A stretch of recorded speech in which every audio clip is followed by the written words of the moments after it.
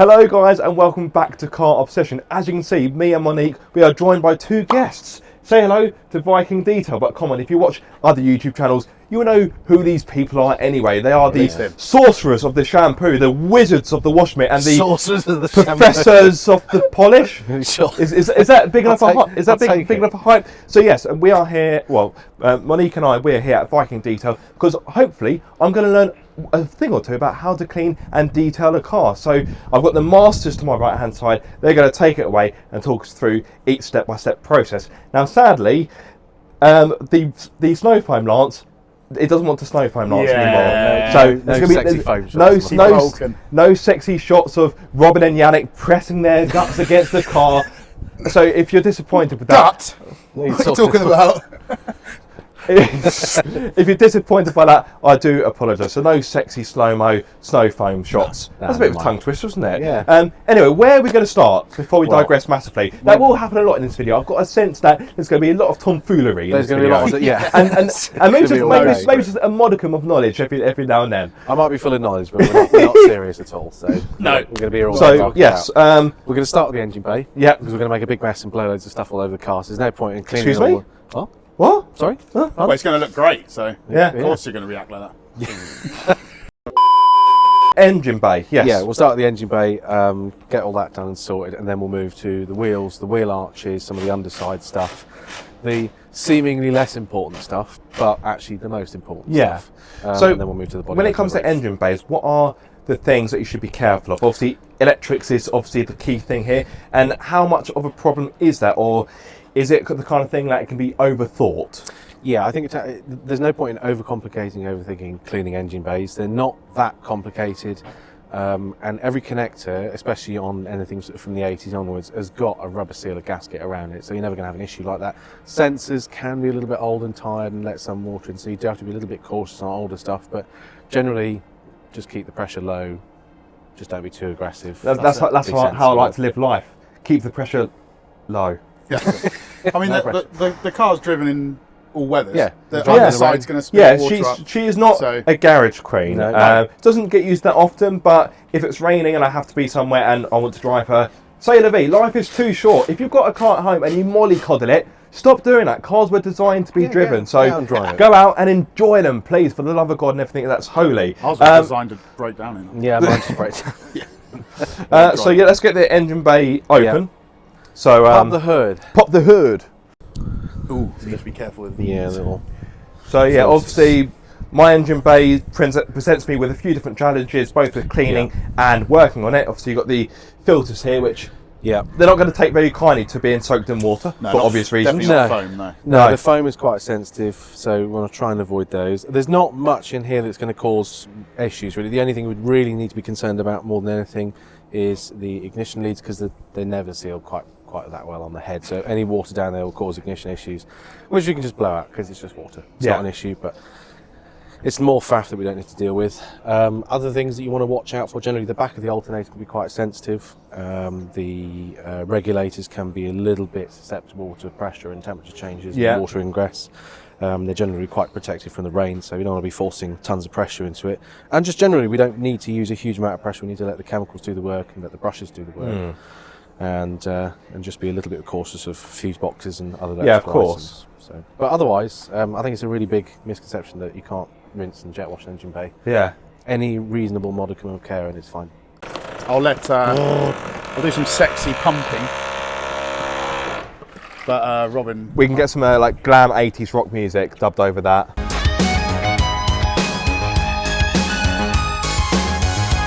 Hair, glasses. I mean, you are from the 80s. Yeah, there we are. I'm an 80s chick. Right, go on. Right. You want to do it, or shall I? No, go for it. I mean, first of all, we'll make sure the engine's not cooking hot. It's still pretty warm. Fairly warm, but it's a bit of a drive up here. Yeah, it's a bit of a trek. Yeah, to be fair, it's quite a long way from Worthing, isn't it? That's not too far. It could be worse. To be honest, I can spray this pretty much everywhere apart from the filters, I'd say. Yeah, I think I would avoid the filters. I'd probably just avoid the top of the head for now. We'll do that last. Yeah, and the belt's not too strong. Yeah, we don't want loads all over the belts. We might just want to scoop out some of the leaves from down there before we spray anything, because otherwise they're going to... They give extra character. Extra crispy bits. It's crispy Tremendous! Crispy bits on an MX-5. What a surprise. Oh, leave it out. Crispy. Oh. Those jokes. I'm going to work here, you're barking up the wrong tree. Although that sort of humour is rooted to our nature, isn't it? I didn't really grab much though. It's disintegrated. It's just crippled. It's fine. You keep that racket down. Bloody heck! Got to dub some music out. Yeah. Right, spray away. Get rid of that. Spray away, spray away, spray away. Enya. Yes. Sprenya. Spraying. Right, go for it.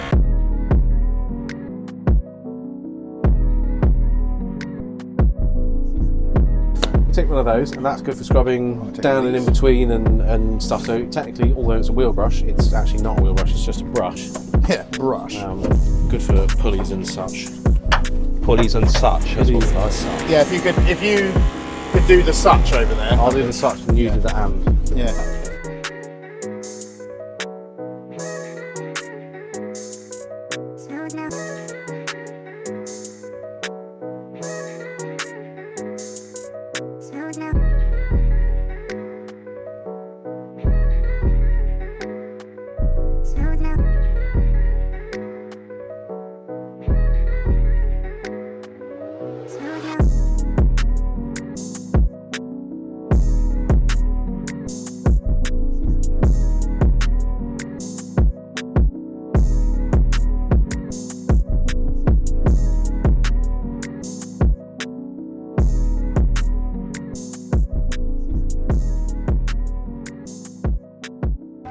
It's not quite finished in the engine bay yet, but oh my word, that corner there.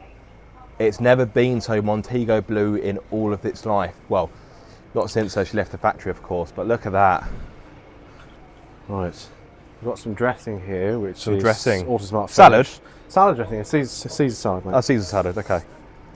Avoiding the belts and the exhaust too much. Yeah. Yes. So I'm guessing that would break the belts down quicker. Of course, the squealing as well. It'll just make them slip a little bit. Yeah. You don't really want to deal with that. It does wear off, and it's a very light dressing. It's a non-solvent silicone dressing, so it's fairly lightweight, and it's not going to cause you any issues. But one real advantage to this particular one is it can be applied wet or dry. And if you apply it wet, it distributes really nicely and evenly, and leaves a nice satin look. That being sticky or shiny. Yeah, not a big fan of that. Not a big fan of the shiny look. No, me neither. No. Satin is much better. Absolutely. Much better. I mean, look at that corner there. I know, I love it. Gorgeous. Absolutely gorgeous. It does look like I'm spraying semi-skim milk onto it, admittedly, but you know. It's actually full fat. I mean, I mean, all this detailing stuff is just smoke and mirrors, really, isn't it? It is, yeah. It's just the same product for everything. You just slightly change the colour. Yeah. Yeah. Don't tell him that though. Don't tell you all. No. That's like breaking the magician's code. How can I charge thousands to spend 20 minutes cleaning the car? Right, now we need to blow and dry the engine bay as well. Yes, exactly. Yes.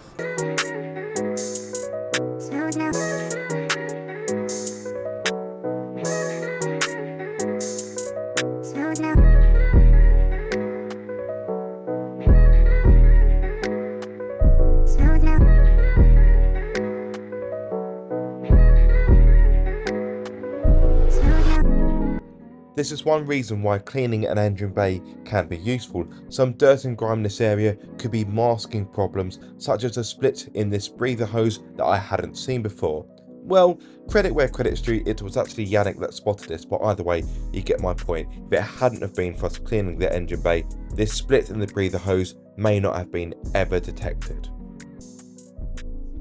After finishing the engine bay, Robin showed me the world's smallest violin, which he frequently plays for Yannick. Well, it's actually a cello if you want to be pedantic, but you get the point. Talking of music... What's that? God. Oh. What is that? We're in trouble now. I think we're in trouble now. I think this might be maybe a little pre-lunch appetizer. Yeah. Go on, Bob's Ices. Oh, the ice cream van's turned up. That's it. Detailing over. Down tools, lads. Yeah. Down tools, it's over. Yep. Thanks for watching. Be sure to like, comment and subscribe. Goodbye. Oh, God. Jesus, look at that. Right, what are you having? I will go with... Oh, I'll go for the Biscoff Sundae, please. Yeah. Can I have a bottle of water as well, please? Bottle of water? It's a balanced diet. Absolutely. Healthy water. Yeah. Something along those lines. Yeah. You've got a little something in your you've got it. Oh, yeah. Look at that. Yep, there we go. Yeah, Pressure that you're good. No, it's, you're working. It's public service anytime. Like, my direction. I reckon You've got it all over you. Some would say I did that on purpose, and now I'm regretting it. So when it's really caked on like that BMW I showed you on Instagram, how would you treat that? Would you use the same products, just let it dwell for longer? We don't. So the acid that we buy and the wheel cleaners that we use come as a concentrate. Yeah. We could dilute them accordingly. So this is a really weak mix. This isn't going to do a huge amount, but you don't need strong chemicals to clean sort of general build up general dirt. It's only in exceptional circumstances do you need really strong concentrated products to do so. Yeah. A wheel acid that's super weak and super dilute will do an infinitely better job of cleaning a wheel of brake dust than any normal all-purpose cleaner or non-acidic cleaner. Yeah. And the word acid scares a lot of people, but it's actually safer than alkaline products. Sometimes you can have a crazy trip on acid. Absolutely. Oh, sorry, that's a different kind of acid. That's a different one, yeah. Kind of don't want to try it with this, to be fair. You'll regret that one. It stinks. It does smell pretty awful sometimes. Hard brush here. So we've got a stiff bristle brush for getting into the corners, and these stiff bristles have got rounded ends, so even though the bristles are very stiff, they don't leave scratch won't damage marks, the paint. It's not going to leave sharp scratches on it. And would you use something like that on, let's say, a chrome alloy or anything one that's a bit more like diamond cut, for example? So diamond cut wheels are clear coated, so they should be absolutely fine. If the wheel's peeling and pitted and chipped and lacquer's peeling off of it anyway, you're better off just making that wheel as clean as possible than trying to preserve the areas that are already damaged. They're going to get damaged anyway. They're going to corrode naturally in the environment, so you're not going to accelerate the corrosion enormously. Is there any particular finish or type of alloy you wouldn't use the acid? You would not use any sort of wheel acid or really any strong chemical on bare aluminium polished lips. So when you've got like freshly polished BBS wheels, the brake dust on that, you're far better off using a very, very light chemical to remove it, something like the pre-wash or purpose cleaner, very, very cautiously, and then immediately hand polishing very quickly after. You don't want to let the chemicals sit on them too long. Stainless steel tends to be a little bit reactive to acid. Sometimes you get little rust spots, so ideally you don't want to do it on stainless steel lips. And some anodized finishes don't react particularly well to strong acids and strong alkalines, so keep them dilute. Generally, a factory finish applied to any wheel is pretty much bomb-proof as long as there's no chips and damage. Generally no concerns. What's the dilution of that? Because I imagine that's not neat. It's not neat at all. This is very weak. I think it's probably up to the little lip at the bottom of the bottle there worth of concentrated product. So this one is Autosmart Treble X. It's a hydrochloric acid, which is also used for descaling. But it works amazingly well for brake dust build-up. But this should, there's maybe 10 or 20 pence worth of product in there, but diluted with water, and then we've used already half of it anyway, so there's so little in there. This is probably going to work out the same sort of strength as your own stomach acid. It's not strong at all. It's the same type of acid, hydrochloric, as your stomach in essence. So at least that's what I'm told. That's something to digest, isn't it? Hey, very good. I couldn't stomach that joke. Very nice.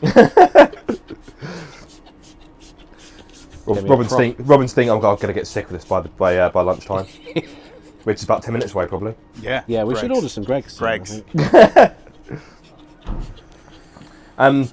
This won't have that fancy colour changing agent, will it? Because there's a particular chemical that does that. I can't remember what it's called.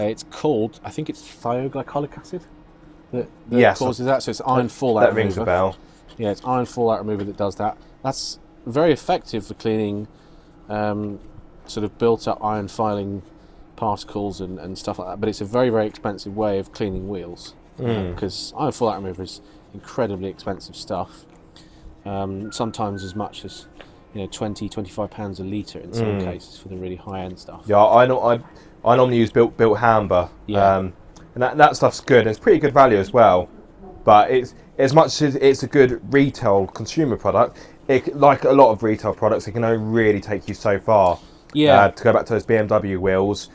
Granted, on the near side rear, it did take a good chunk out of the fallout and build up, but on the rest of the alloys, I mean, I would have been just as good just spitting on the alloys. Yeah. That would have been just as effective, albeit not as hygienic, obviously.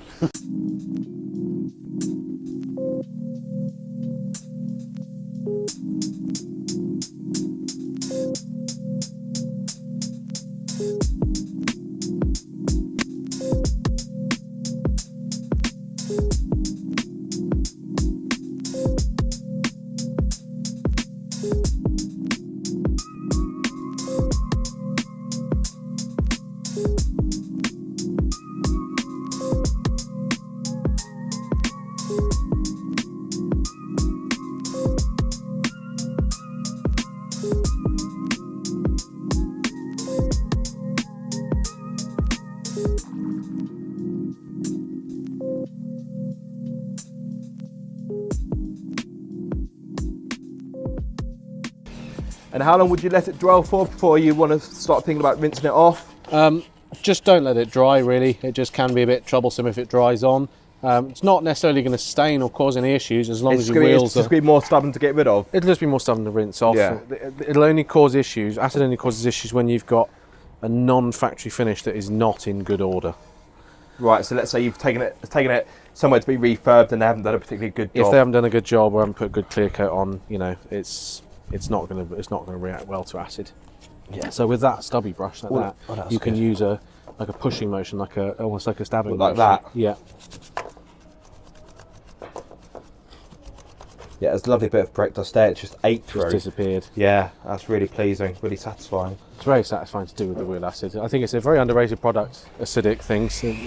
Well, like you say, it just scares a lot of people, doesn't it? It does, yeah. Oh, acid. Yeah, it does scare people. I mean, you can put it in perspective. If we're talking on the scales of pH levels, actually trying to re-wet it with that.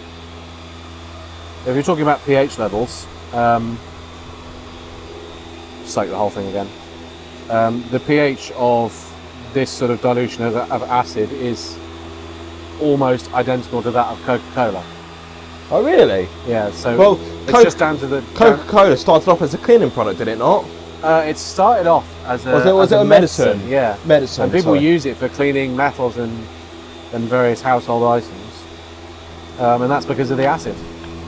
It's a bit different type of acid, admittedly.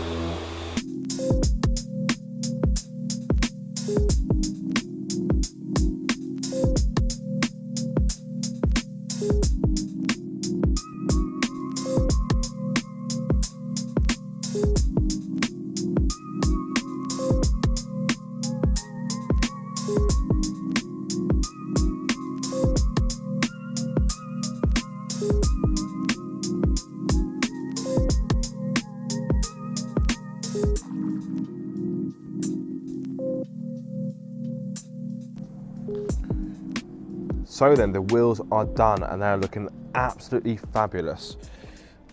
Looking so good. You could eat your dinner off them. That's how good they are. Wouldn't recommend that. They've got acid on them. Don't do that, kids. Look at that. They're looking fantastic. Rest of the car obviously is still grubby. We haven't got to that point yet. Yeah, just done the engine bay. We've done the alloys, of course. Next step is going to be doing the arches. Because that's an important aspect which often gets neglected, and I'm also guilty of that. If I take you in there, yeah, it's quite grubby in that arch, so Robin has given me a stern telling off, and well deserved. So you're going to move into the arches next. Well, I think it's lunch o'clock, really, isn't it? We've had our ice cream. We're going to have Greg, so this is really going to be a calorific day, but it'd be worth it because we're doing manual labour, so it's all good. We're going to work it off. We are primed athletes. That's my excuse, and I'm sticking to that.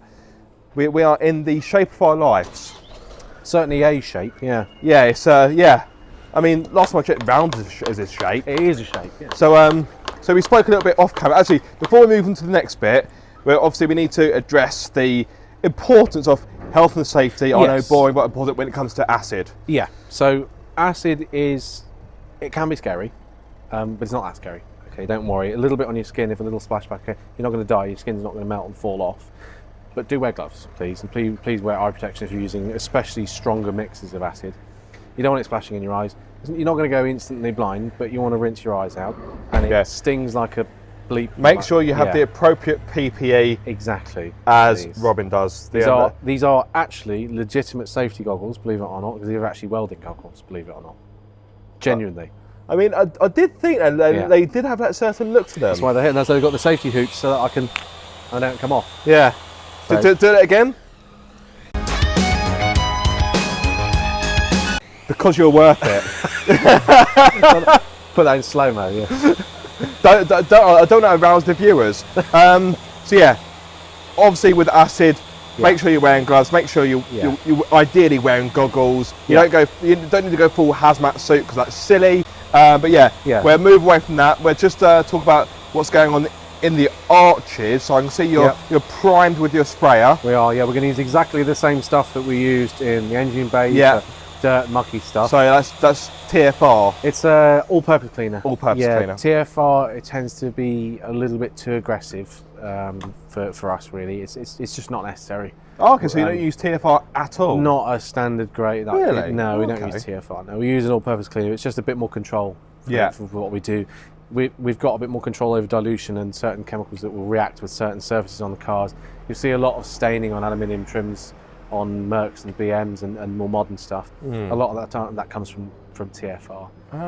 They contain a lot of sodium hydroxide, which I think is what reacts with the anodized aluminium trims and causes them to stain. Once they're stained, they don't really come back ever. They're usually too far gone.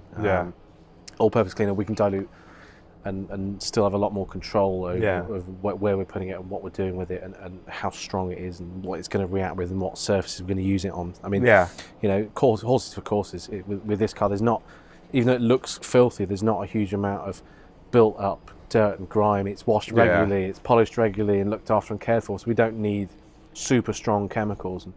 So yes, onto the arch. So using all-purpose cleaner. Yeah, we've diluted this. This is Autosmart G101 all-purpose cleaner.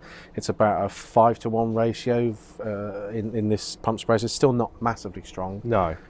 Sometimes we'll use it neat for cleaning tyres or degreasing, you know, like leaking engines or something like that once in a while when we need to with the steamer inside. And we don't need a massively strong mix. This car's fairly well cared. Just for reference, for the engine bay, it was the same ratio, same exactly dilution. The same dilution. So yes, it's the same 1 to 5 or 5 to 1. Exactly. Whichever way you want to put it. Health and safety as well. All-purpose cleaners, degreasers, traffic film removers, and stuff like that. They'll dry your hands out really, really easily. A lot more than acid, and they don't tend to sting. So you don't know it's happening. So please wear protection when using caustic and alkaline chemicals. They're perceived as being safer, and they're perceived as being the go-to for safe washing and stuff, but they can be really, really dangerous. So do be careful, especially with your eyes and don't want it in your mouth and nose and stuff. Yeah. Last time I checked, your eyes are pretty important. Yeah, you can't get those on Facebook Marketplace. So no, can't get new ones. We're also going to spray the tyre as well because we've got a nice sort of film of build-up on here, which we could do cleaning off. The tyres have got a little bit of grubbiness on them, and that's a common mistake is putting tyre dressing onto a tyre and going, it's all nice and shiny, it's all nice and satin. So yeah, but you're putting it on a dirty tyre. Yep. It just doesn't make sense. And it also means that tyre dressings don't last. So when you see people doing reviews of certain tyre dressings and things and going, oh, it only lasted a week, it's because it was applied to a dirty tyre. Let's put it this way: would you polish a dirty car? No. I mean, to me, it's the same kind of premise. Then don't dress a tyre. That's not clean enough to dress it. Exactly. It's common sense. I don't know if the camera's picking it up, but those bubbles are not white anymore. No, they're now brown. So it's removing some of the anti-ozone that is released from the tyre, and you can see it's a bit brown looking here. Yeah. And, you know, there's all that stuff on there. All of that's going to affect whatever is applied to the tyre long term to dress it and make it look nice. High performance tyres tend to release more anti-ozone to protect themselves and keep themselves soft and stop from cracking and things like that, but obviously as a result they don't last as long, and they look brown and horrible. Yeah, you know, it's not good practice to make to clean the tyres with really, really strong stuff all the time. That brown look that you get to the tyres is there as a functional thing. So you know, once every few months is all right. But so you wouldn't That's interesting. So you wouldn't recommend cleaning tyres every wash? Not every wash, no. And if they're starting to look really, really brown and genuinely starting to detract from the appearance of the car and don't just need a quick wipe over with a satin dressing or something, then clean them, absolutely. So let's say you've cleaned the car, put your satin dressing on, comes 2 weeks later, you want to clean the car again, would you just simply reapply the satin dressing and forget about it? Just rinse the tyre thoroughly. You can even just use a bit of car shampoo just to loosen, or something that's nowhere near as alkaline or as aggressive. Yeah, just something enough to take the dust and the surface mud off and things like that. So, yeah. It's not. I mean, if you kept caking TFR and strong all-purpose cleaner on your tyres every week, it's just going to eat the tyres and it's going to damage the wheels and every surface around it. You don't need strong chemicals to clean cars, and detailing is not just about making it look nice, it's also about preserving the car and making the car last longer. Yeah. This paint is a service item. It Yeah. needs to be maintained just like the rest of the car.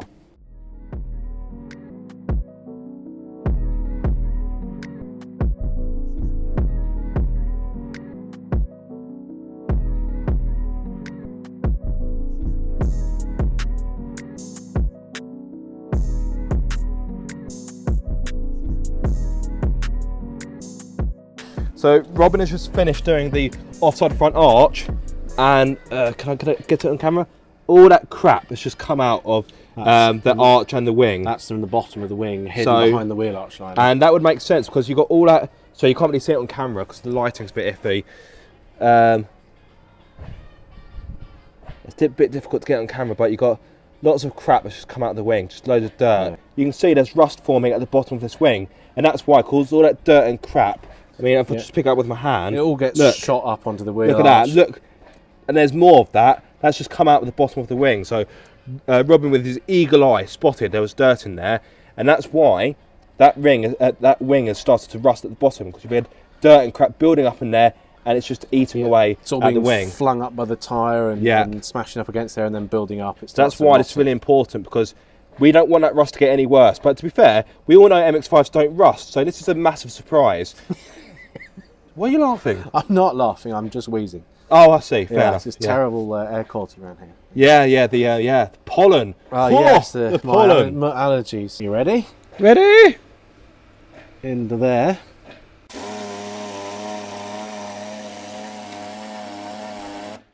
Oh, yeah.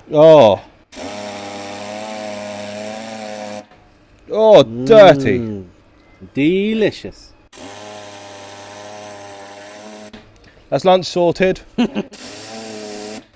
Well, yeah, and Greg's is here. You did order a mud pie, didn't you?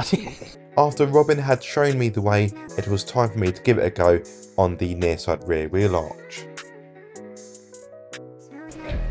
So if you soak the tyre with that, and inside the wheel arch liner,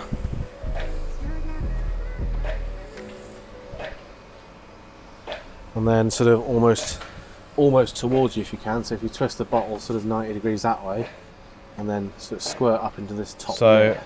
So if you go like from here, like that, and right up in there, and it'll go down into the lip as well.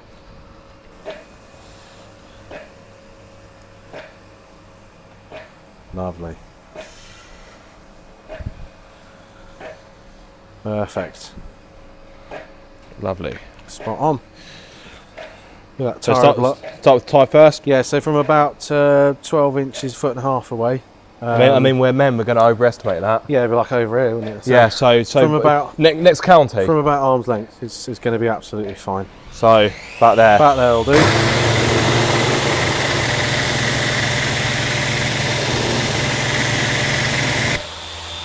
And then straight up in. And just be cautious of any loose bits of paint or anything on the edges. They may flick off if you get the nozzle too involved with it all.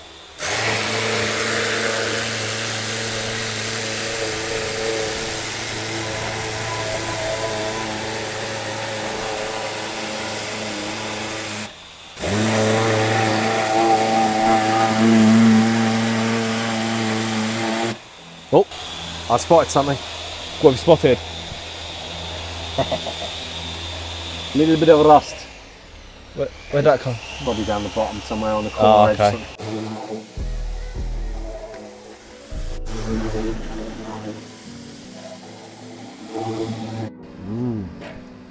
That a lot of dirt has come out from that side. That's just up in the lip up there. Wow.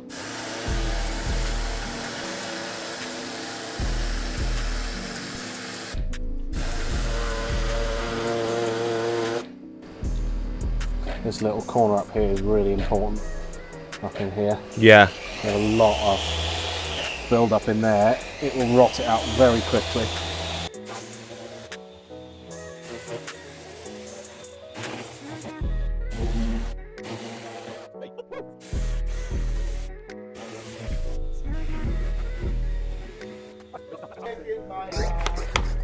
You'll never guess what we're using to clean the roof.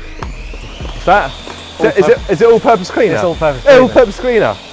No, it's very good for roofs. We've diluted it down a little bit. Yeah. So it's now at about a 10-to-1 colour mix. I like those odds. Yeah, about 10-to-1 odds. It's good winning, really. Yeah. So we've just wet it down to cool it off from the sun. Now we're going to soak the whole lot very thoroughly and let it dwell for a short while. This is quite a weak mix. Now if you had a really mucky roof, you want to use a stronger mix. Yeah. But 5-to-1, is that too much? It depends on the product you're using, but for G101, about 5-to-1 is pretty good for a mucky roof. And that's why I've been quite careful not to ask what the dilution ratio should be, because there's not going to be one size fits all, is there? No, true. So, true. I mean, for a lot of people at home, the answer is going to vary on whatever they're using if it's a dilutable product. Yeah, exactly. There will be some people that will use something that's off the shelf, just spray on, and away you go kind of thing. Yeah, and if you're going to be, as a rule of thumb, if you're going to be using like a citrus pre-wash type product, which is similar in performance to G101, you'll want to go for somewhere halfway along the spectrum of the dilution ratios for cleaning a sort of fairly mucky soft top. Yeah. This is fairly clean, so we don't need to, don't need to go too mad. Right. And it's a brush, I'm guessing, just to scrub it all out. Yeah, so actually we're going to use one of these stiff brushes for the edges of the roof. Yep. So for getting into here. Now this is a prime example of when something may look clean, but when you actually get scrubbing, you'll find it isn't. It is very brown. Lovely. Yeah, it has been a while since the roof has had a proper clean. Last time I think would have been possibly last year. Wow. I know. Held up well.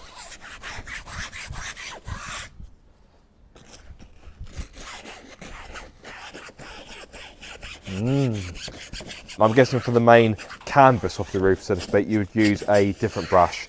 So when it's maybe not as aggressive or stiff. Well, we have an answer for that. Oh, there's an answer for everything. There's an answer for everything. That's on the end of my drill. A drill brush. Drill brush. So this is a fairly soft bristle brush. Yeah. It's not too stiff. You don't want a stiff brush because it will make the roof go a bit fuzzy and a bit funny. Yeah.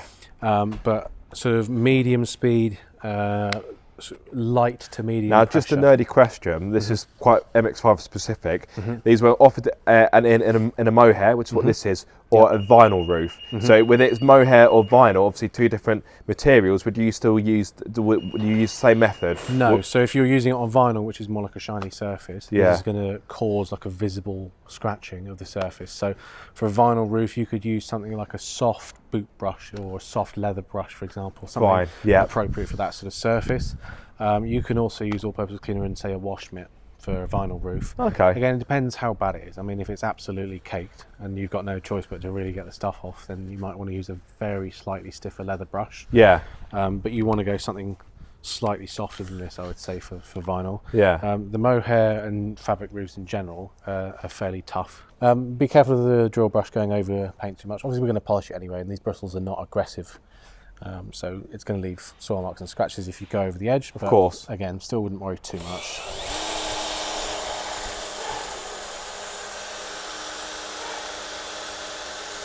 That was one hell of a sneeze. That was a very loud sneeze. Bless you. I think it's too late for them to be blessed. That level of sneezing. They're gone.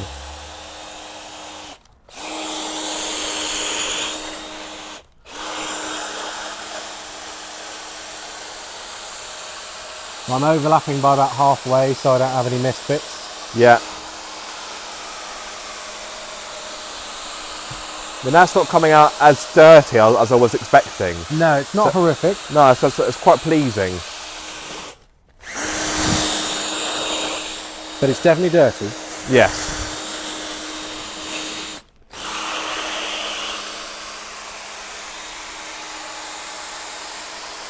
What I will say though, Go on. is seeing the white foam over a black roof negates just how dirty it is, because if we get a microfiber here just as a demo, a little mucky one here just to show you, but Yeah. pretty brown. Yeah. So worth cleaning. Oh, definitely. Absolutely. Definitely.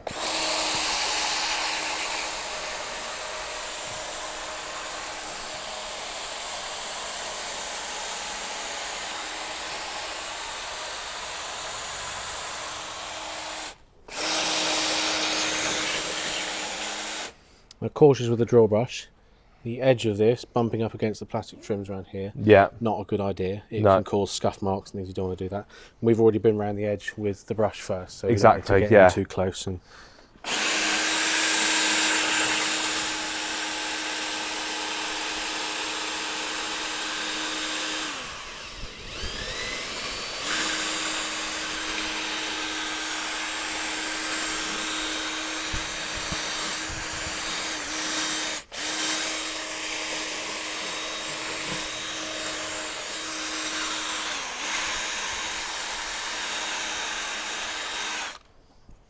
okay.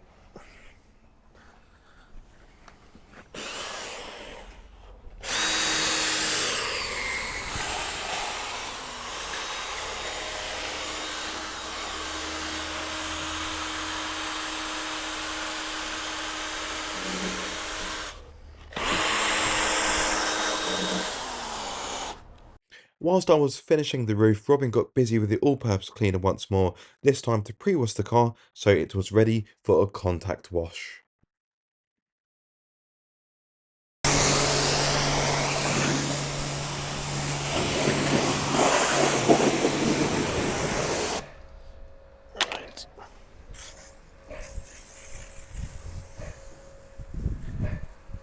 Is there any particular dwell time, or just don't let it dry, basically? Don't let it dry. Yeah. Yeah. I mean, even if we're polishing it, so we've got a lot more scope for a bit of flexibility and Yeah. less worry. Any staining that it does leave, it comes off very easily, but it's still faff that we don't need. Yeah. So we're going to rinse from bottom to top, believe it or not. Really? So reason being? Reason being is if I start here on the top of the door and rinse down, I'm washing the product off at the bottom before I get to it with the pressure washer. If I start at the bottom, I'm still rinsing stuff downwards because the water goes downwards, but the product's not getting rinsed away, so I can rinse down there and everything at the top's left alone. I mean, that makes sense. Yeah. Yeah.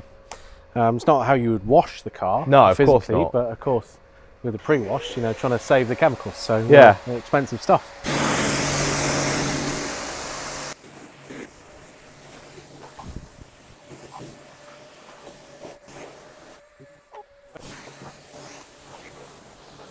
Such a gorgeous colour. Beautiful colour, isn't it? I love it. Lovely. Absolutely love it.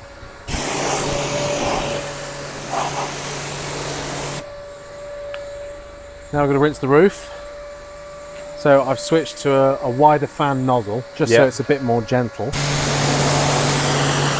my hand pretty close to it. A good rule of thumb for rinsing your soft top and rinsing your paint in general as well is how close can you bring the pressure washer to your hand? We do the bloke thing and look up at the helicopter. Helicopter! Helicopter! There it is. If you can bring your hand to within, say, that close before it starts to sting, paint and skin are much alike. You know, Yeah. It's the car's skin. Treat it like skin. Don't get too close to the pressure washer. You don't want to be going like that straight into the side of the paint. No. It's just not a good idea. Risky. I can get to about there before it stings, so I'll keep it at that distance. Yeah.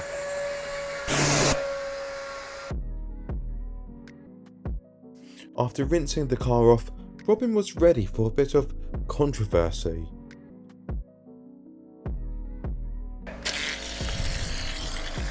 We're going to cause some controversy here. We're going to use one bucket. Oh, How dare you? how dare you? How dare you? Call yourself a detailer? Detailer? Yeah, well, guess what? We're polishing it, so it doesn't matter. The amount of soil marks that we're going to put in on a very well pre-washed car that is very well cared for versus spending an extra 15 litres of water for no reason. And the fact that the bonnet is pretty swirly anyway. And it's pretty swirly anyway. It's Yeah. not going to make any difference. Yeah. Lovely. Should still be going. Yeah, it's still going. Cool, if you did a boot lid and I did the bonnet. Yeah, and then pick a side each. So, shampoo, talk to me. Talk to me. Shampoo is shampoo.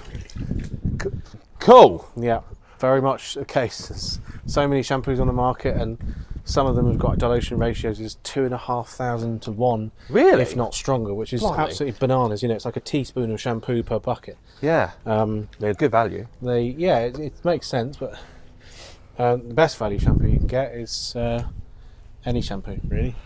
It's just find one that you like. There's so little discernible difference between. Yeah, the thing is, it's quite difficult to rate a shampoo because I've never used one and thought that was rubbish. Yeah, when have you ever used a bad car shampoo? I've never come across anything bad. I have you found get ones that are weak and you need to use a lot of it to get any suds and lubricity, but lubricity is the only thing that matters with car shampoo. It doesn't need to clean anything. The cleaning has been done. I must do the left side on here. Yeah, I've already started. Yeah, I mean, I have found there are some that offer better lubrication. Yeah.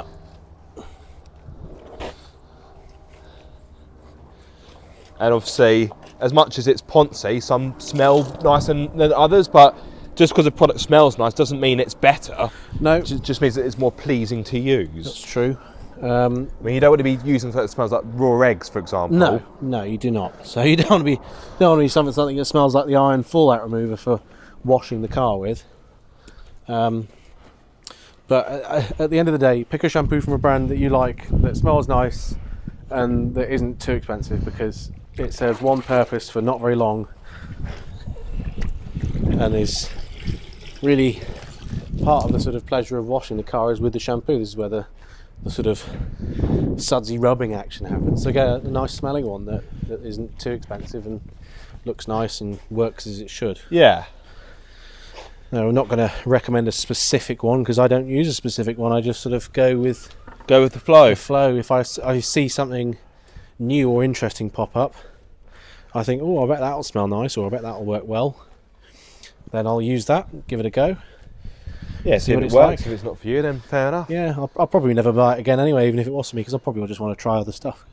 A lot of the professional grade products smell so awful all the time that having something that smells nice as part of the wash process does make for a bit of more pleasure in the job. Oh, definitely. The other thing as well is the American wash method, which is snow foam onto car, is really good for hot days. Thankfully, we've got some cloud cover right now. Yes, the clouds have arrived just in time. The American wash method works much better for hot days and is more efficient. And they do get a better, they do get a hotter climate there, particularly in places like California, for example. Exactly, yeah. So hot weather climates, you need that snow foam blanket to kind of cover the car and keep it cool whilst you're washing. And over here in the UK, for some reason, the detailing industry has sort of pushed snow foam towards being a pre-wash. Yeah. Not quite sure why, because we've got traffic film removers and all-purpose cleaners and citrus washers and stuff that do a much, much better job, much more efficiently, much more cheaply than snow foams. Why wouldn't you just use those? They do the same thing. Maybe because we just think it's pretty. I mean, it's really cool, yeah. I'm sure you would have seen, but some companies actually do coloured snow foams. And fragrance as well. Autobright Direct do a Palm Violet purple snow foam. So it's purple and it smells like Palm Violet. Palm Violets, yeah. Brilliant. I've got one in here. Here's one you made earlier. Here's one I made earlier. Oh, I had a whiff of that off camera. That is amazing. Airy Balls, mint chocolate snow foam. Guys, I really wish you could smell. Yeah, this, we need smell-o-vision on YouTube. Yeah, I mean, it smells just like an Aero. Other bubbly chocolate bars are available. Please sponsor me. No, it's lovely to use. The only problem is it looks like alien blood when you're using it. It's just so much green absolutely everywhere. And if you know, a horrible white Ford Transit with really sort of porous old chalky white paint, it'll turn it green straight away. The coloured ones are just not sensible. Right, let's give this a rinse. Yeah, let's give it a rinse off because it's drying quite quickly, even with the cloud cover. Even cloud cover, yes.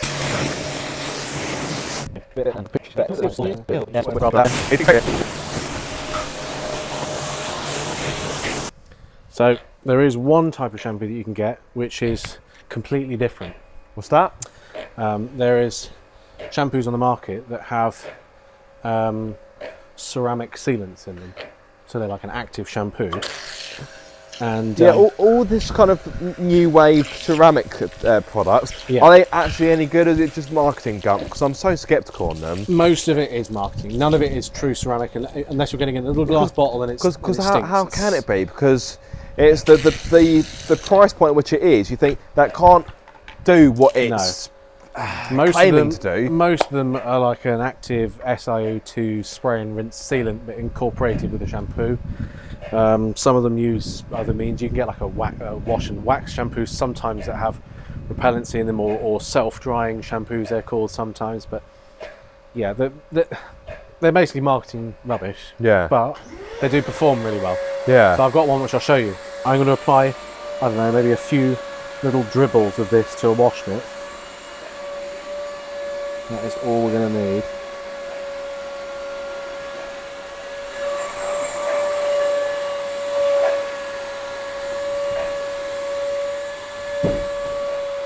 And what we'll do, I reckon, is if I wash half the bonnet Okay, let's with do that. the shampoo. It's incredibly loud over there. I think they're auditioning for Stomp. They're a bit late though. Yeah. I mean, probably about 2 decades too late, but never mind. There you go. You've got to make sure you've got nice clean wash mitts for this stuff because it's very sensitive, but once it's on there, it works wonderfully.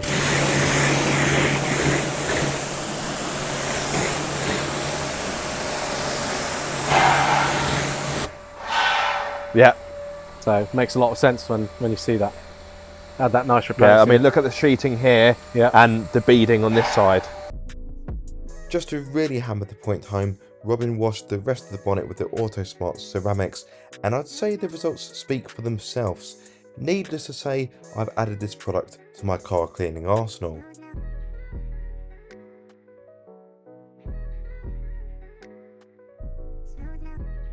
Absolutely not needed if you're going to polish your car, which we are, but it's a good demo of other shampoos. Good that are demo. available. Yeah. It does make the whole process a little bit quicker. Because of course, now that you've got repellency. There we go, that's it. That's better.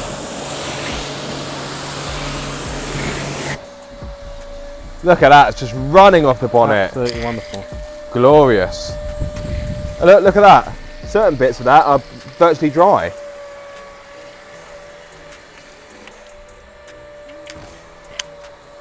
Makes a lot of sense. Easy.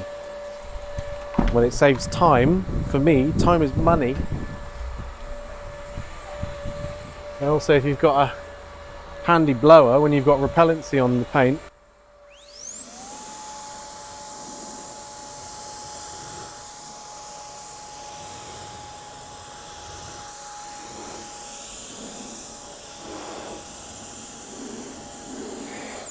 saves a lot of faff when you're drying. Yeah. Makes sense.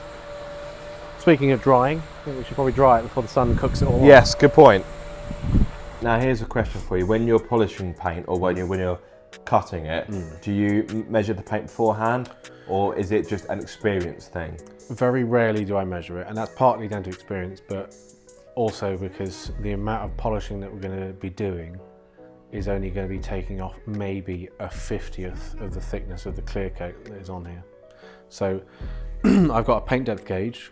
Before Robin could even activate his paint depth gauge, he revealed that he believed that just by looking at the car, the entire front end has received a respray at some point. So you think everything on the front end has had a respray? I would say the entire front end has been sprayed, yeah. And the reason being is that, how many miles has this car done? It's in kilometres, about 104,000 there and thereabouts, maybe a little bit more, maybe a little bit less. Is that 104,000 miles worth of stone chips? I don't think so, but it all depends on how it's been driven. You know, I have covered a fair few motorways whilst I've owned Monique, and as I said off camera, I've been to the Nürburgring and back. So yeah, a lot of driving there and back. 30 plus years of you not owning her though. Yeah, I would say there's going to be more stone chips. So it's pretty safe to assume that it's had the front bumper repainted. And also I can tell by looking at the texture of it as well. So we can see that orange peel is slightly inconsistent throughout different bits of the bumper. And again, it's not abnormal for respray work for that to be the case. But you can see it especially between, for example... Let me grab my little camera. Yeah, like you said, that wing over there, you know has been painted. I'm absolutely dead certain that one's been painted as well. Yeah. But I think at different times. Now, if you catch the essentially the texture of the top of the wing here in the strip lights, so if you zoom in with the camera, and then if you catch that strip light so it goes over the edge of the wing at the top. Yeah. Keep going further over this way. Or towards you or towards me. Yeah. And then up a bit. Go focus on, where are we? Focus on the strip light in this area here. So that bit there. If you bring it over so that half the strip light's over there. See, that strip light is like the edges of that light in the reflection are very smooth. Yeah. Whereas just adjacent to it on the bonnet, if you rotate around slightly, you can see it's slightly more wibbly. Oh yeah. On the bonnet. Bloody hell. Yeah. So there's two different textures going on there, and I don't know if you can quite see it. For me, if I just circle it there with my finger, there's a little spot there in the middle, a little lump, and that to me looks like a little bit of drip from a spray gun. Oh yeah. I just caught it in the light. I think it's going to be very difficult to get on camera. It'd be very difficult to see, but yeah, when the light catches it, it's a reflection. There's a teeny tiny little lump in it. Yeah, it's going to be difficult to get on camera. Oh, I think I've just got it there. So in the editing, I'll put a little circle or an arrow. I know you've circled it, but put another circle within the circle. So yeah, you get an idea. Yeah. Yeah. That is a bloody good spot. And then it's... You know what, Robin? You should do this for a living. Do you know? I probably should, yeah. Yeah. And then, very much, if you look along the top of this wing as well, especially from this angle back here, if you stand behind me here, this section of the wing along the top there is quite orange peely, whereas the rest of it is flat. And that is quite consistent with somebody flatting that with either a sanding disc or a rotary polisher and avoiding the edge so that to burn through. So there's a little bit more texture up here. That you won't get on camera, but I can see that here with the naked eye. Yeah. So it's towards where the wing kind of meets the bonnet. It's definitely it's difficult to get on camera. Just more wibbly there than it is here. So to me, that's not consistent with factory paint. Yeah. The bonnet, I would say, has been very much the same. So again, it's more textured within the sort of first inch here versus over here. Again, I can see it on camera. You can definitely see, it's a bit more, like you say, wibbly wobbly. Exactly. And then you can kind of take a measure of something that is very unlikely to have been painted, which is this pillar around the roof. Yeah, to me, this looks factory. There's no funny edges, there's no blend lines, and just underneath the seal there's no join line or anything. So I would say this is probably quite a safe factory reading. Yeah. And you'll be able to see the sort of factory texture and orange peel through what we can see in the strip lights. Yeah. Now, the door, I would say, may potentially be original, especially given the amount of defects and scratches and marks and stuff and dings and dents and stuff. That's pretty normal. The texture down there is pretty consistent throughout. It's consistent with all of that. The sill has probably been repainted. I'd imagine it's had welding at some point because it is an MX-5 still. They never rust. I've told you this, Robin. Come on. I'm terribly sorry. Yes, of course. They never rust. Yeah. I'd say again, if you just look at comparing the amount of scratches and damage and bits and bobs and chips and stuff on this and this. Scratches there. Whereas you compare it to over here, there's a lot less. There's obviously some, and it's a little bit of a different texture and different finish, but it is very much undamaged compared to the rest of it. Yeah. We can take a look down the other side and see what's going on down here. You'll be able to compare to the front wing versus the door that hasn't been done. In direct light, the colour is pretty much spot on, but It's not a bad match, but yeah, it's from an angle. So that's actually usually down to the angle that the panel's been sprayed from. So in the MG Rover monogram colour scheme, they've got flip paints, and they have to be sprayed in a certain direction around the car. So sometimes you'll see repair panels that have been done really poorly, and if it's like a blue to green flip or blue to pink flip or something, one panel will be flipping the wrong the other way, and you'll be going around the other way going, that's been painted off the car. Ah. So you have to work out which way it flips and which way it's been painted. And it's very much the same with this. It's probably just been painted off the car, but in a very slightly different orientation to the way it was in the factory. Yeah. Damage and dings and chips and whatever is all pretty consistent down this side of the car. But because MX-5s don't rust, I'd be very surprised if this was all completely original. So that still has been done. Yeah. Although I think that arch is starting to go. Yeah, the arch is starting to. Oh yeah, it's a bit of rusting happening there. A bit of corrosion. Lip spoiler. Yes, that's a different colour. That's a different colour. I wish I knew the story behind this. I don't believe this is the original spoiler. From what I recall, the spoiler that should have come with this is an S Special Type 2. The spoiler was not a lip spoiler, it was more of a proper spoiler that would run across the boot. But having said that, there's no history that another spoiler's been fitted, so perhaps this has had the boot lid taken from something else. I don't know. But I'll be happy to go out on a limb, say this isn't from factory. No. A, because I think it's the wrong spec, and B, like you say, it's the wrong colour. Let's measure the paint. Let's get the truth teller. Now it's a lot of people say Japanese paint is soft, so let's see what it comes up with. Let's have a look. So 46 microns, 54 microns. Also, it's saying it's too thin. It does say it's too thin, but that's only the app's own opinion of too thin.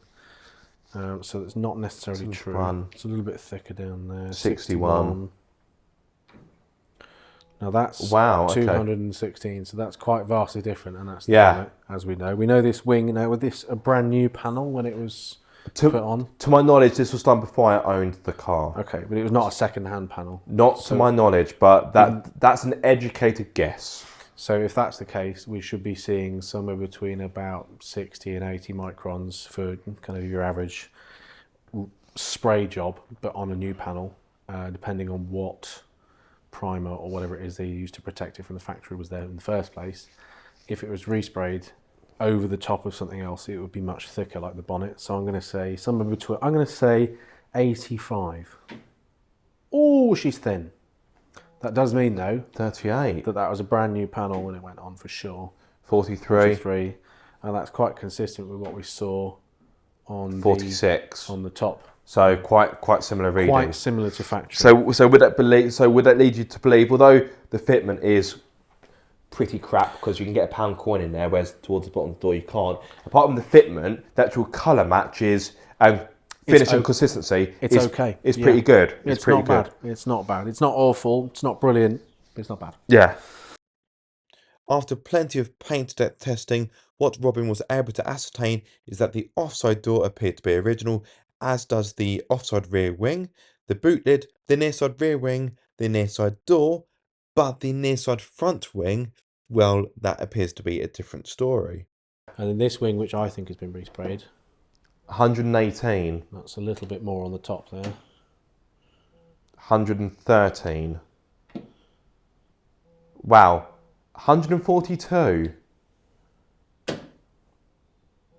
113. And then on the lip of the arch, let's see if there's any fill here. 121. Yeah. 106. 87. Fairly consistent. At some point we'll get bingo. House! What do I win? Nothing. Hard work. I would say, yeah, probably been repainted. Probably similar situation to that. It's had a new panel. Yeah. And been painted. Definitely not at the same time. The colour match is very close, but what I can see in my lights here is almost the swirl marks are different. Okay. The defects are different, and to me this panel looks like it's going to be softer than the adjacent door. So if you stand here, and you'll see there's like swirl marks going that way just for normal washing, marring. Don't know if that'll pick up on camera, but no, in person you can see it. And if you just sort of move along and catch the swirl marks in the door there, it's different.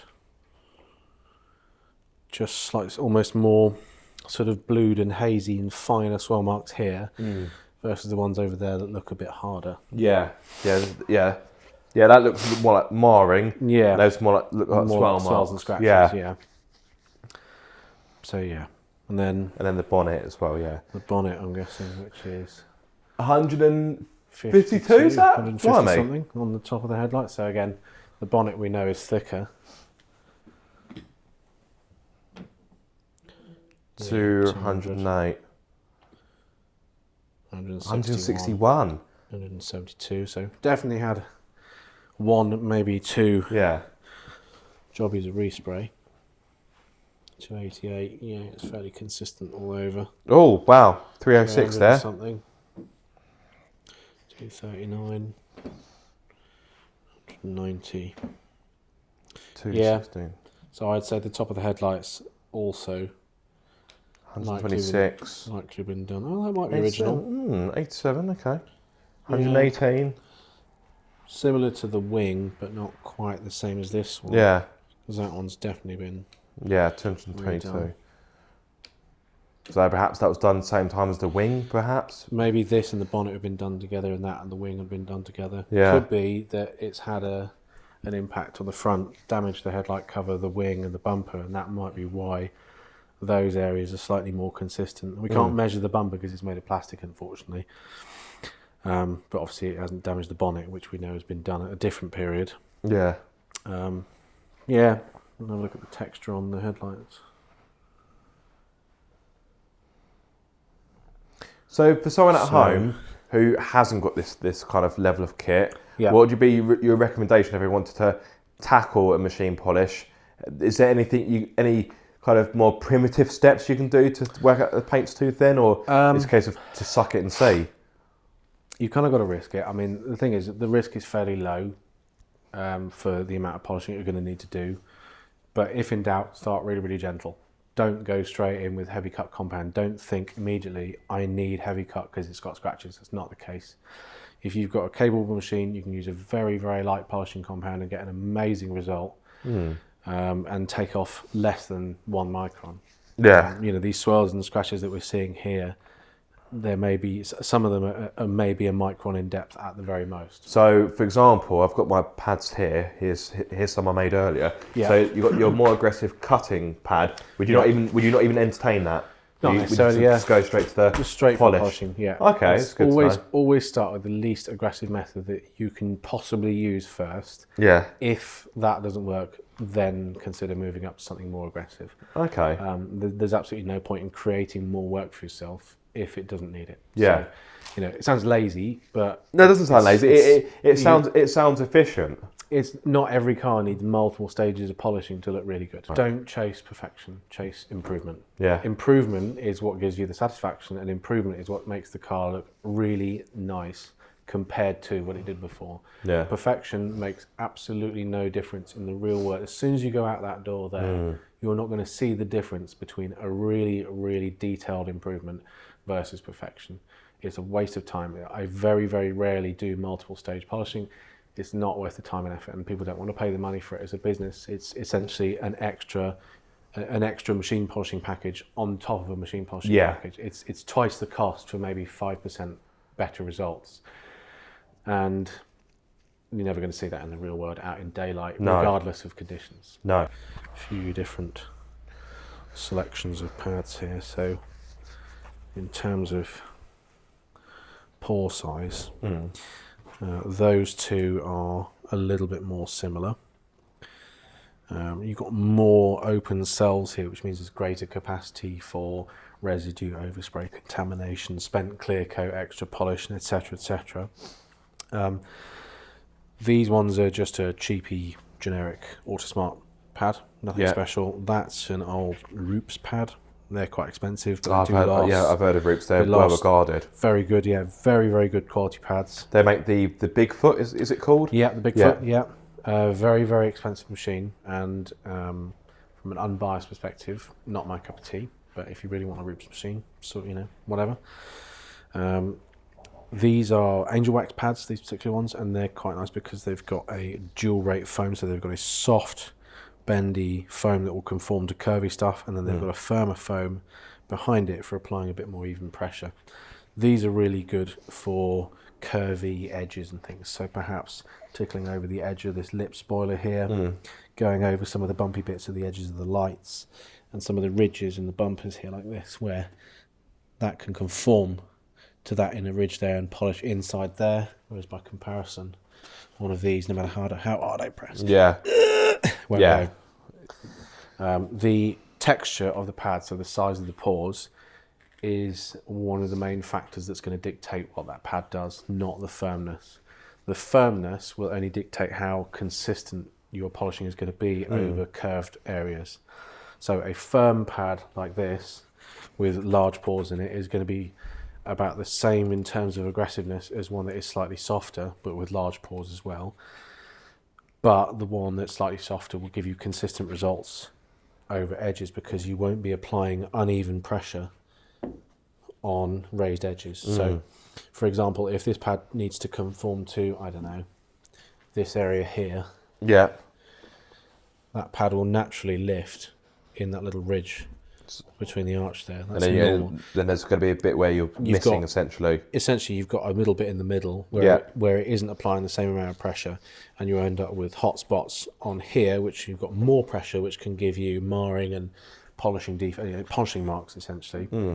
Whereas something that's softer and will conform more, will be more consistent and will dig into that sort of curvature there and give less heat along the edges. So if that's the case, then why would you not choose that for everything?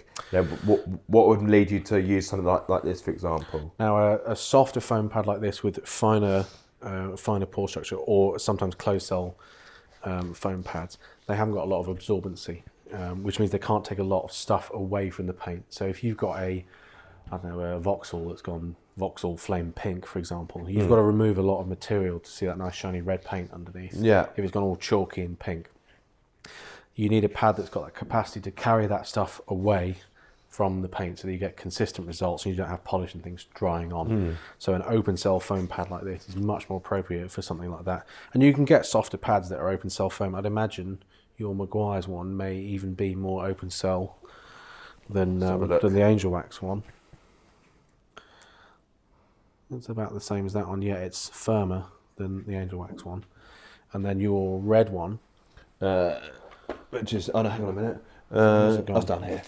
So that's the cutting one. That's the cutting one.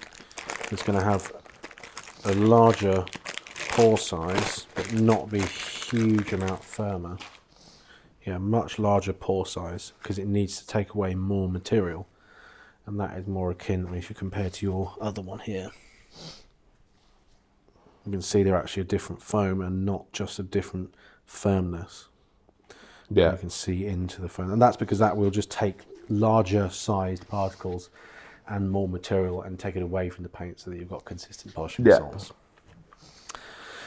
The alternative is that you use microfiber polishing pads. So these are generally more aggressive than most foam pads. They generate more heat, but they've got much more capacity to take stuff away as a result.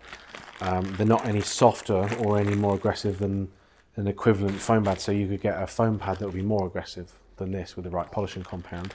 And there's no set polishing compound that you use with a microfiber pad or any given foam pad. Again, every paint is completely different. You might have, for example, a very, very slightly faded red Vauxhall that has very soft paint but needs material taking away. For that, you'd probably want a very low cut polishing compound, but a flexible pad with a lot of capacity.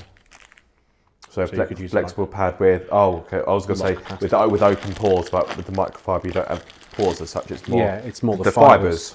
The fibres are the pores. So this Yeah. has a lot. This can take a lot of stuff that can then be washed out, and then using a really fine compound, you haven't got large abrasives in there that are going to leave marring and polishing marks.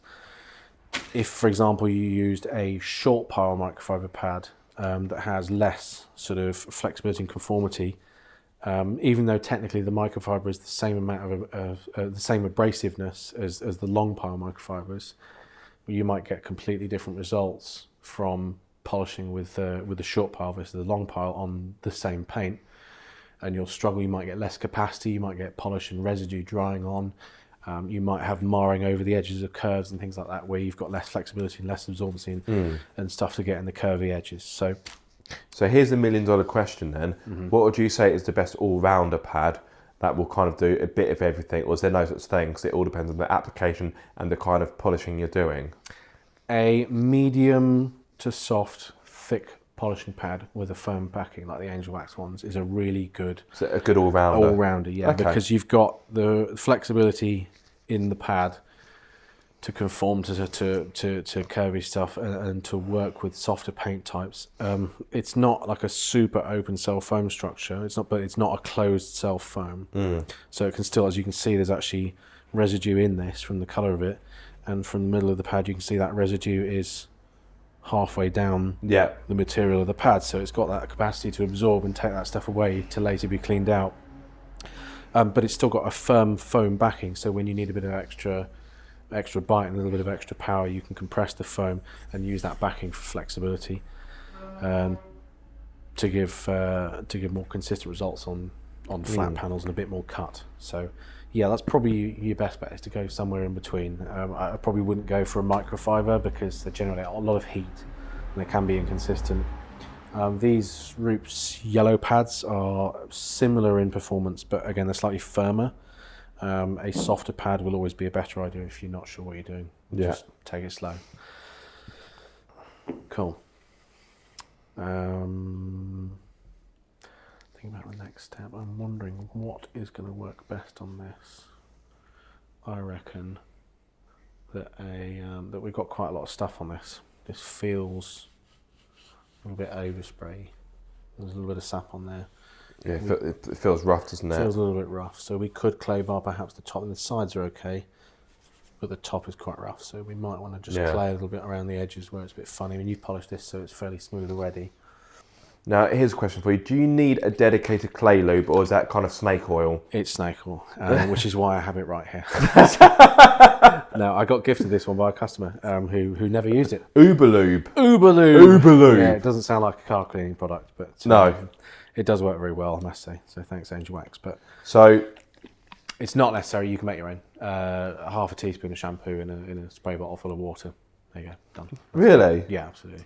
There's no point in using the dedicated clay lubricants. A lot of the clay lubricants have got waxes and silicons and whatever in some kind of other integrated product that you just don't need, especially if you're polishing, because you don't want loads of product and residue contaminate your pad. It's just extra stuff to take off. Exactly, it's just coming off anyway, so there's no point in putting it on. You just need the lubricity. So Uber Lube, I mean, this is really, really good, but you know, it's just because it's on the shelf and it's convenient.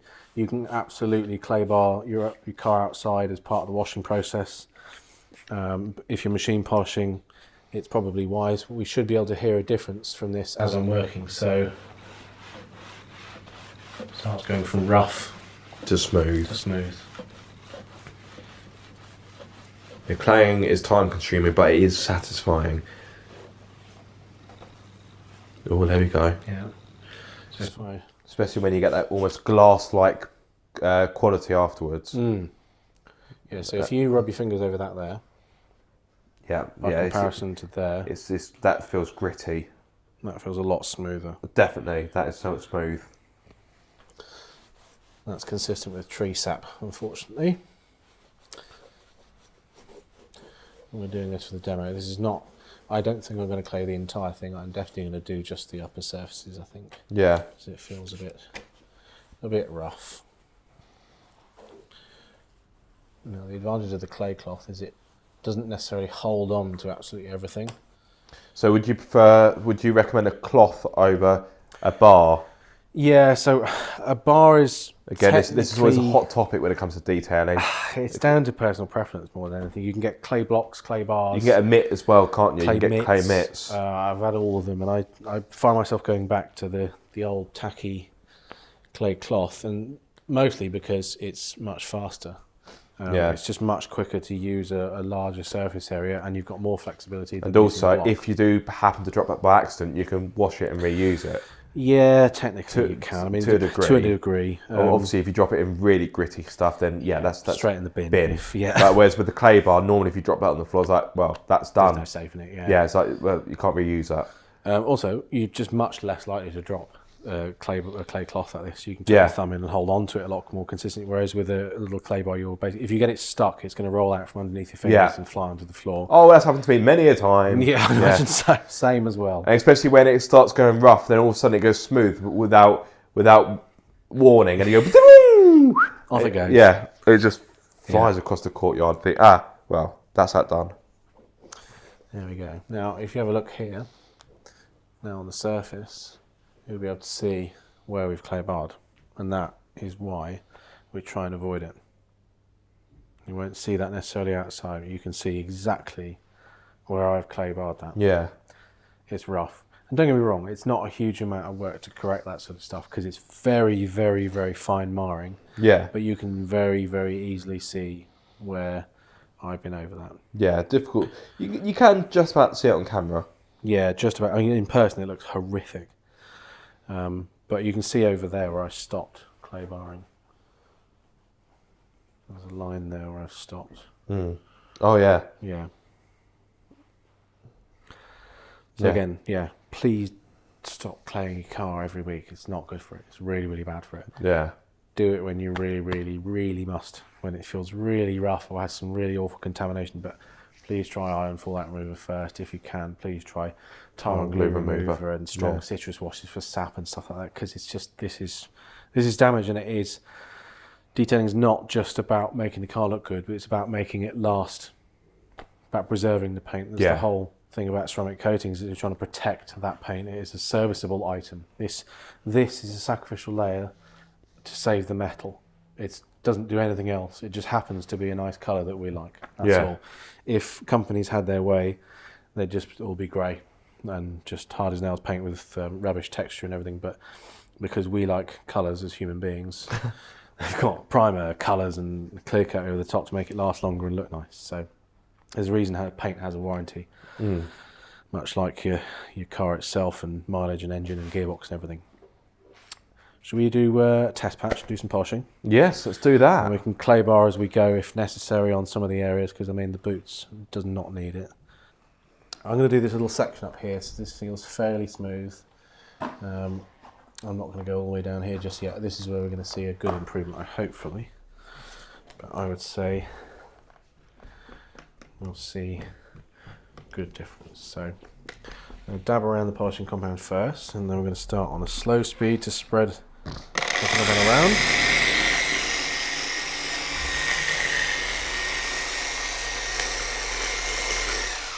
Consistently spread around. We can then speed the machine up to working speed, which for me is about 5,000. Oh, okay.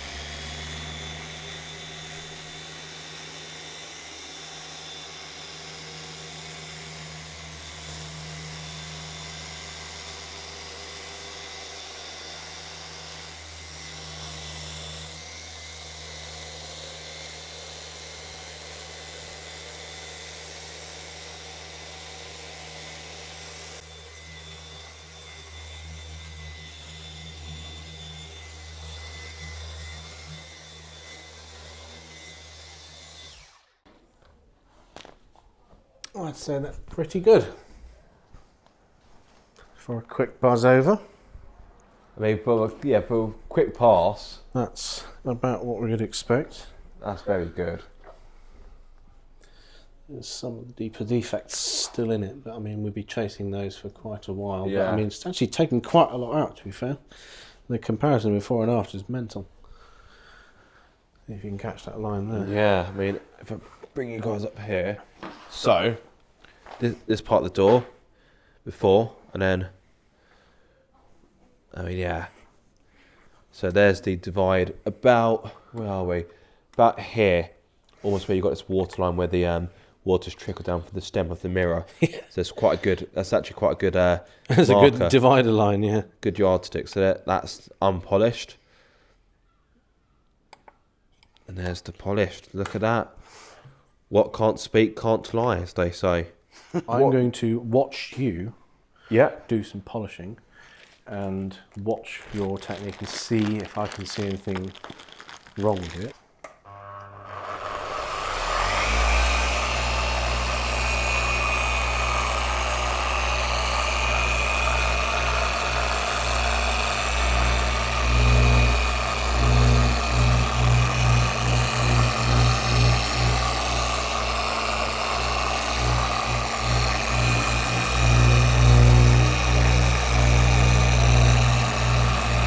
Yep, that'll do. Must confess, it's been a long time since I've done an upright Done a panel. yeah. And it probably shows. It's all right, we'll dig into you after. That's fine. Right, I would go full speed. Yep. Firstly, because it's quite it's not a huge throw, so you're not going to get a lot of heat generation. Yeah. Also, the higher the speed, you've got a lot more force, which will make you want to hold the pad flat against the panel instead of lifting up and going at funny angles. That's something that people really struggle with is keeping the pad flat. Yeah. But we'll dig into that more after once I've watched.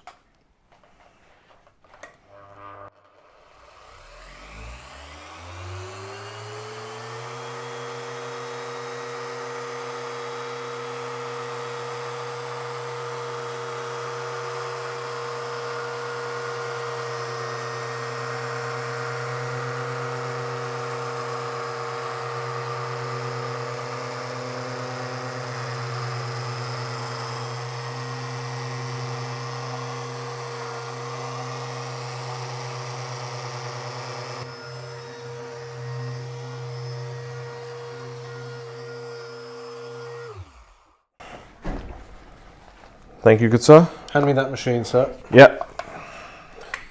Let's instantly make this better. I was expecting you to get a handle on things. You're funny. Right, so So going without it. go without that. Yeah. Okay. You will never see, almost never see, unless you've got really weak hands, you'll never see anybody using a grip on the top of the machine project. First of all, it's not good for your joints, your bones. It's a lot of vibration. Gripping against it and pulling creates tension on your joints here, which with the vibration will cause joints. So you're better off white finger. having a flat palm. See this nice big podgy bit of skin here? Yeah, that is going to absorb a lot So of shock. almost like that. That's it, exactly. Okay. Now, do not be afraid to let the machine do the movement, not you. You don't need to throttle it. So let it roll over the panel, let it roll over. And also, I noticed you're really firm on holding it lengthways. Don't even bother, hold it sideways. Equal length in your arms. So like that. Yep, and then as you go down, your hand is just supporting the weight of it underneath, but sideways. Yeah. So if you hold it like that, it's much more comfortable than trying to extend one arm down and one arm upwards. Yeah. And it also gives you the ability to roll up. So if I show you with this, if I'm here at your height, I'll take that back over there. I'm working like this here. I've got one arm and I'm down here trying to reach here and keep it at the flat angle. I've got to do a lot of movement down here to keep this flat. Here, I can literally keep it flat by letting the machine just hover over the surface. So even with it on and locked, as you do your key, you've got a safety on it or something. Yeah.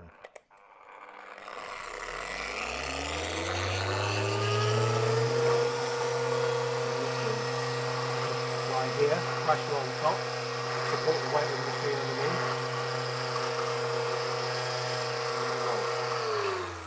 It's not going to be, it's not going to bite you. That is a wildly overpowered machine. Way too fast, that thing. The throw is too small. Try mine, sir. Armed with one of Robin's polishers and amended technique, it was time to go again.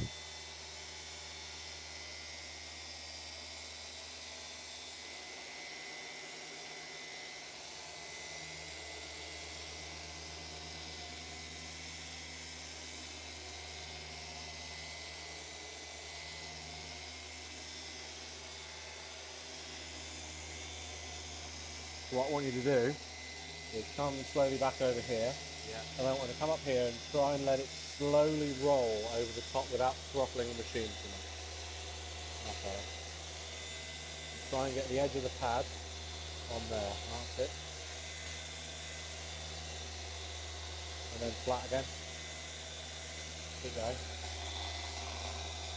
That's it. It's not going to bite you, it's not going to pull you away. The ideal shape to practice with, to be fair. Yeah, cool. And then try and run the edge of the pad just along the top there and get an idea of how it feels to hover just the edge. So a little bit further away there, and lift the machine and tuck it onto the edge.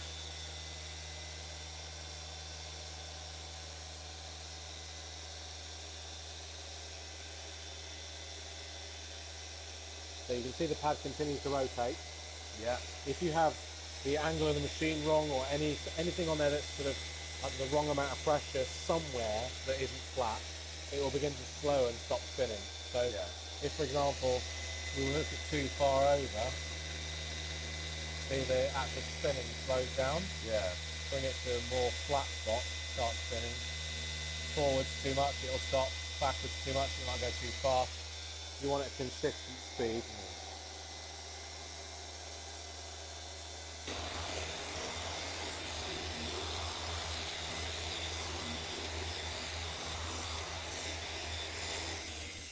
Oh, it's so much smoother.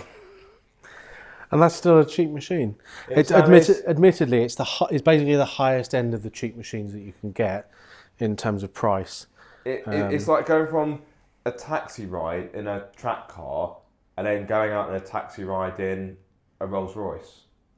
It's it's just as fast, but you don't feel it. No, I mean that is very vibrating. Yeah, if that makes sense. You know you're using that. Yeah, whereas this, silky, and it's only 20 quid more. So this brings me on to my surprise for you. Is your microphone recording? I don't believe it is. Put my microphone on for a minute. Yeah. So it's recording. What do you think of this bad boy? Oh dear. Now, for context, this wasn't my choice to purchase this. Let's just get this on camera. There you go. So a good friend of mine, Chris, he's got his own channel, Pocket Rockets. I'm not in frame, but it doesn't really matter. We set each start again, Aaron. Yeah, we set each other a challenge to buy each other bits from Temu. This was one of Chris's choice, a hand polisher. Wow. Yeah, I know. I can tell. I can tell you are excited. Ooh. So I wanted to get your thoughts on this, just for a giggle, really, because I want to see how much you're going to tear it apart. That is. Go on. That is an electric screwdriver. That's an electric screwdriver with a pad on the end of it. It's got it's got Velcro and everything. Wow, luxury. Yeah, and it comes with 3 pads. Look at that. Look, it's even got one microfiber as well. Yeah, one that mimics microfiber. Yeah. It's like a miniature shag pile. Wow, do you know what? That might actually be wool. Yeah, it's a wool pad, I think, or synthetic wool, which you wouldn't use for polishing, but sure. Okay. Yeah, very interesting. Okay, so very handy if you want to give your headlights a quick buzz over. Or you've got a little scratch that you just really need to get out or something. Yeah. But you would not be doing a whole car with that. No, I'll tell you one reason why. Is it's actually very tiring to use. I was about to say, it's probably trying to pull you all over the place, isn't it? Exactly that. It's got a mind of its own. It's like taking a very small, excitable dog for a walk. Just all over the place. Yeah, it's I reckon you should try that for a giggle. And what I would do is I'll tell everyone that's your main polisher. Is there a speed control on it? No. I mean, come on. I mean, you're giving it far too much credit if you're asking if it's got speed control.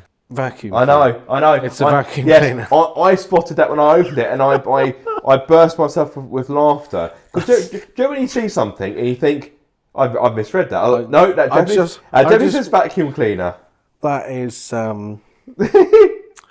yeah.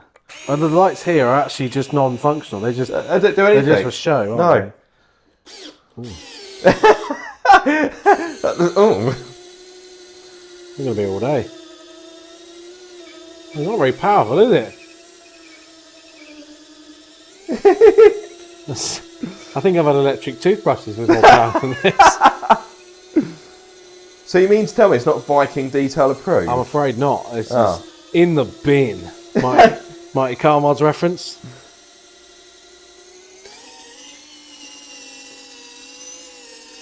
I'll try and get a finish with the old rotary style, but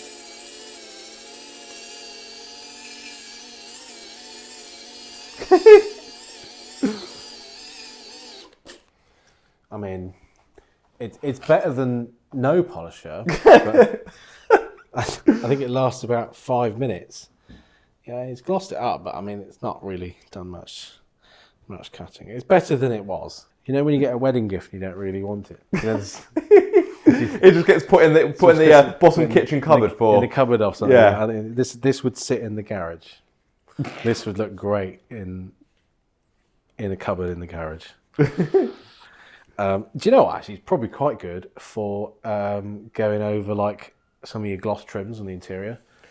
Because What about polishing marks on the interior, you're not really going to see them. But if you've got like some scratch marks in those big gloss panels, you get a new car. What about on glossy B-pillar trims? I wouldn't do it externally because with direct light from the sun, you'll see those rotary holograms like that. I mean, it's probably all right for buzzing over a headlight or two if you want to give them a quick tart up. I mean, if it was like a tenner, sure. But then if this was like £10, you could buy an attachment for a drill, and it would be like a lot more powerful and a lot more controllable. Yeah. You know, could be worse. Anyway, enough fooling around, back to the serious stuff.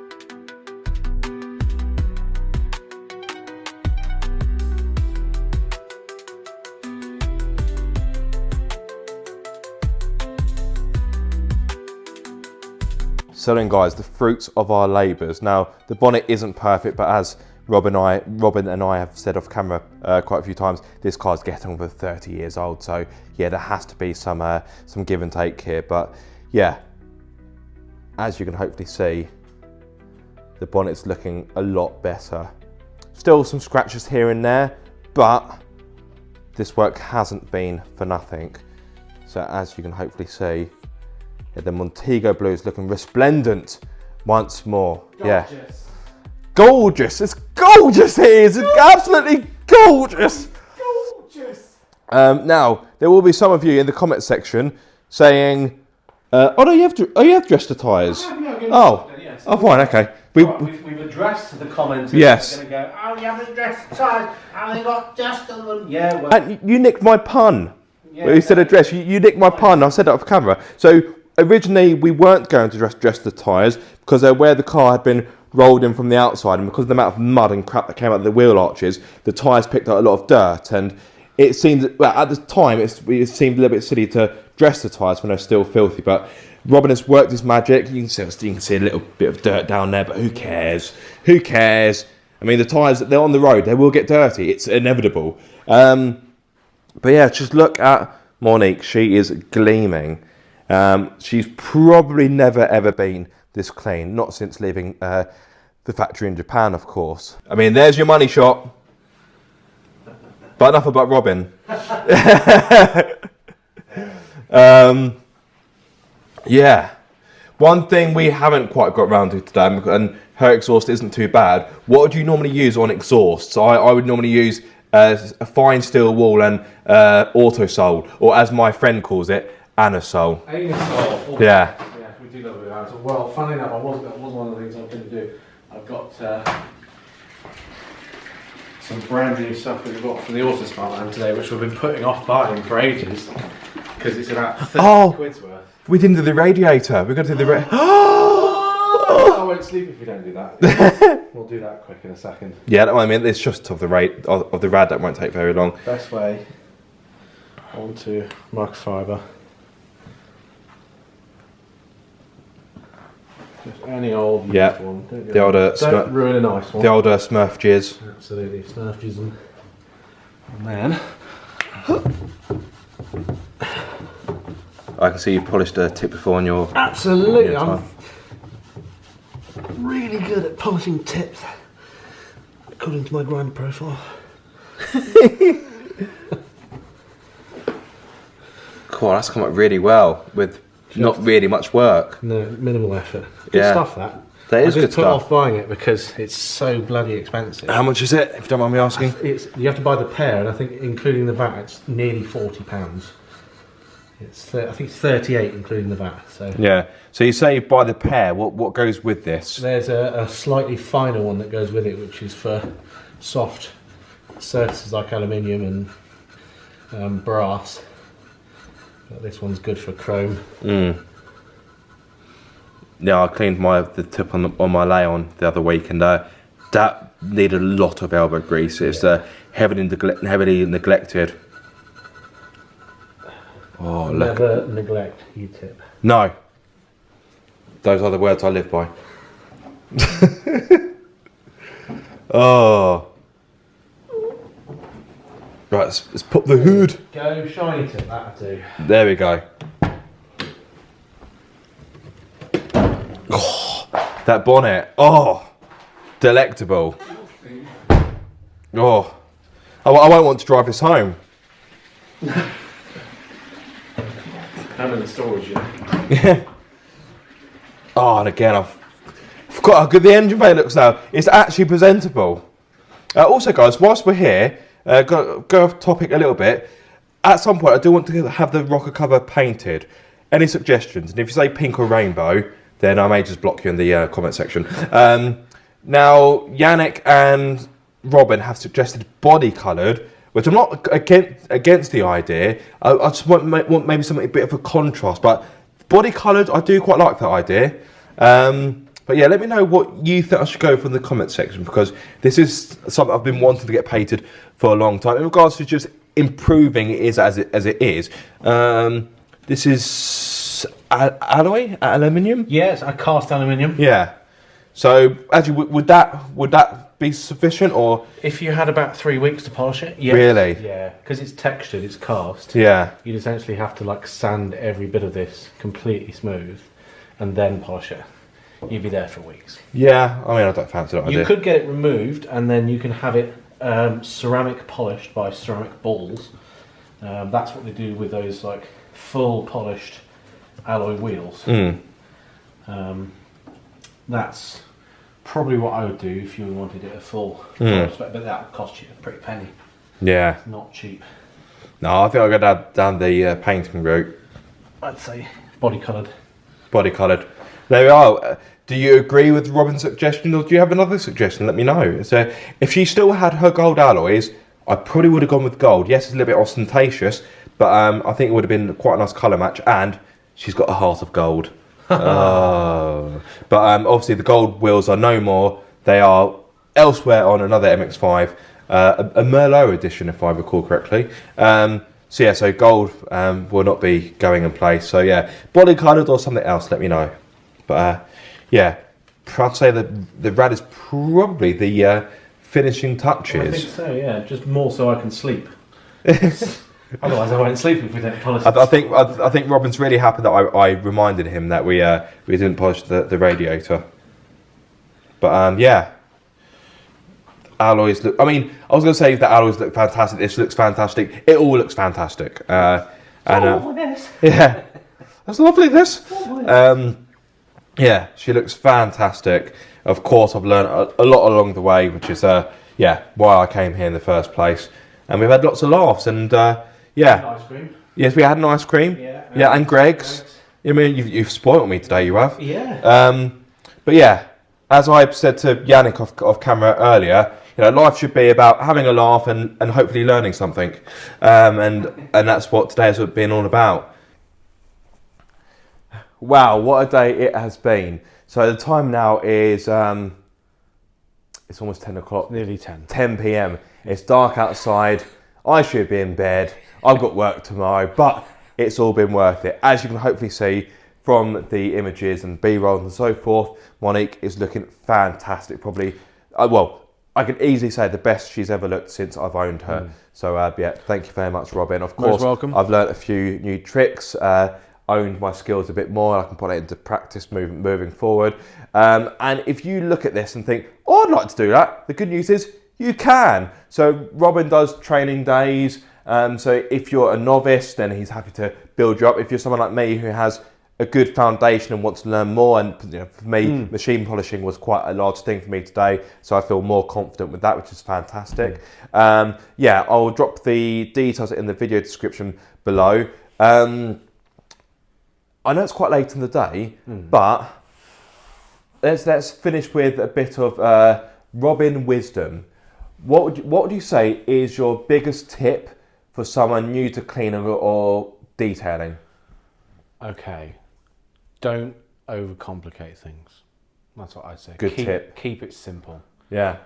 If you want to go out and buy some detailing stuff, buy good, honest basics and stick with them until something comes along that you are certain is better. Don't go out and buy 12 different types of products that do the same thing. You don't need 5 different quick detailers. You don't need 3 different glass cleaners.